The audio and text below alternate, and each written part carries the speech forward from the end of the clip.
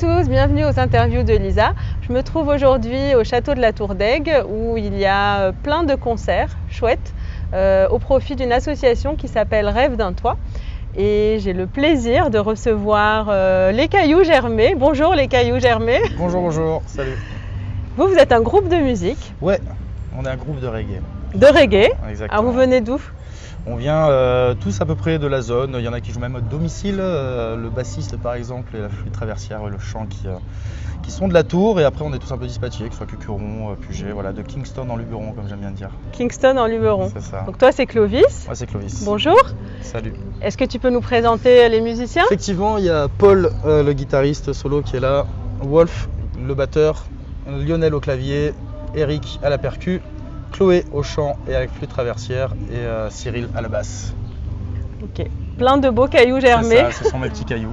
Les cailloux de Kingston en Luberon. En Luberon, exactement.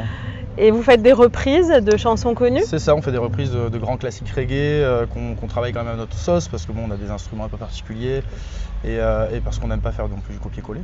Donc voilà, on s'amuse comme ça pour le moment en attendant peut-être des compos et des créations personnelles. Et voilà. Ça fait combien de temps que votre groupe a vu le jour? Ça fait 10 mois, voilà, pas tout à fait un an. Et tout est allé très très vite. On a fait notre premier concert au bout de 2 semaines ou 3 semaines ou un truc comme ça au Café Villageois. Et une très très bonne expérience. En fait, depuis, voilà, ça prospère, ça prend. Et au début, c'était pour rire. Et maintenant, on pêche au nous, quoi. Vous continuez à rire? C'est ça, toujours. Et qu'est-ce que vous faites là dans le cadre de Rêve d'un toit? Alors on a été invité par, voilà, c'est un grand bonheur en tout cas, par Fred de Pata Swing. En tout cas moi c'est le contact que j'ai eu voilà, pour venir essayer de soutenir un peu l'association et voilà, de se greffer à cet événement qu'ils ont créé, parce que bon, c'est tout nouveau, c'est une toute nouvelle association, c'est leur premier événement. Et voilà, ça nous fait plaisir de venir poser notre pierre sur le château, voilà, notre caillou.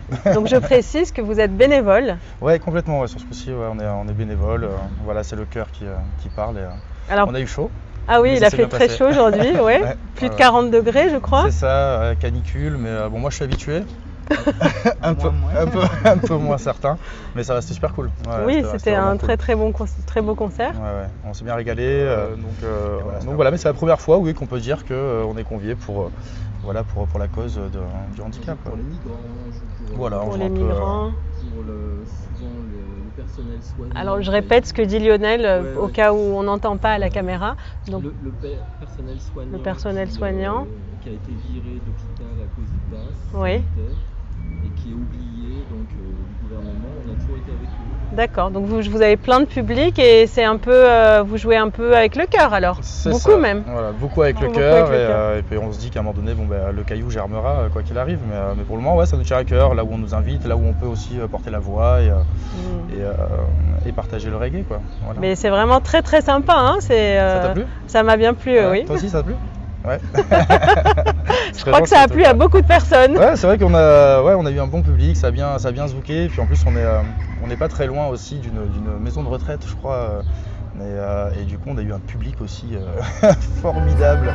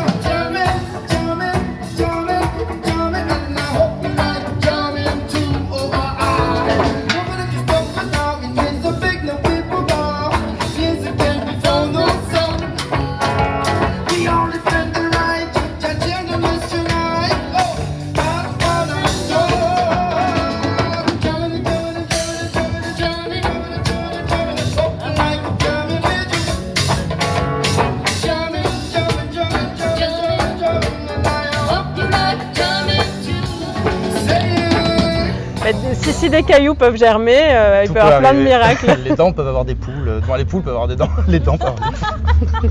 Celle-là sera coupée. Ou pas. Ou pas. Et qu'est-ce qui vous touche dans cette association, dans ce projet Rêve d'un toit? Voilà, l'objectif Trouver c'est un toit que pour, du moins, voilà, trouver un c'est toit pour le moment 2 jeunes, peut-être plus, Ok. pour qu'ils puissent sortir des institutions et qu'ils aient une colocation avec des prises en charge. Franchement, pourquoi pas se bouger pour ça, c'est juste, c'est Ouais. juste énorme, bien sûr, ouais, carrément. Donc, Toi, c'est une association toute jeune aussi. Oui. oui, c'est tout jeune, C'est ouais, ça. ça fait combien? Ça fait Quelques mois. voilà, ça c'est notre mascotte, désolé. Shenzi. Bonjour Shenzi. Voilà, c'est Shenzi. Est-ce que un de vous a quelque chose à dire sur le handicap? En fait, l'idée de ces interviews, c'est d'aider les personnes, leur faire changer de regard sur le handicap, sur la différence. J'aimerais bien dire quelque chose. Pendant une période, c'était même pas un an, mais j'ai des souvenirs assez intenses. J'ai vécu en colocation avec 2 personnes handicapées et on était 2 étudiants en fait. C'était à Fribourg en Allemagne. Et c'était un handicap qui était pas grave à un point où les personnes étaient assez autonomes de faire un travail, de poursuivre une vie à peu près autonome, mais à la maison, il fallait quand même faire la cuisine, faire des courses, l'organisation, il fallait quand même qu'il y ait des personnes, un accompagnement quand même présent. Et c'était un projet que je trouve qui est assez sympathique pour que tout le monde s'y retrouve, que tout le monde s'était mis à disposition l'occasion par la Croix-Rouge. Et donc les étudiants, ils ne payaient pas le logement. D'accord. Et ils avaient cet avantage-là parce que souvent quand on fait des études, soit on est obligé de travailler et c'est une perte de temps à la bibliothèque par exemple, et donc c'est pas évident. C'est super. Et, Donc dans le cadre de tes études, en fait, tu as pris un logement, tu étais dans un logement que tu ne payais pas C'est et en ça. contrepartie, tu avais à t'occuper de personnes en situation de handicap? C'est ça. Et du coup, au début, je me suis dit, oh, dans quoi tu t'es mis, tu te sens vraiment prête parce que j'ai pas vraiment eu d'expérience là-dedans. Mais finalement, je porte vraiment des très bons souvenirs et encore là, 8 ans plus tard, j'ai un de 2, Moritz il s'appelle, il m'appelle encore, il appelle mes parents. Et c'est comme ça qu'il a eu mon numéro en France, ça crée vraiment un bon lien. Et ce concept-là, je pense que c'est vraiment quelque chose que... C'est pour ça que j'ai pris le micro, parce que peut-être ça c'est mon petit graine. Donc tu peux nous redire où c'était? C'était à Fribourg. À Fribourg. Ouais.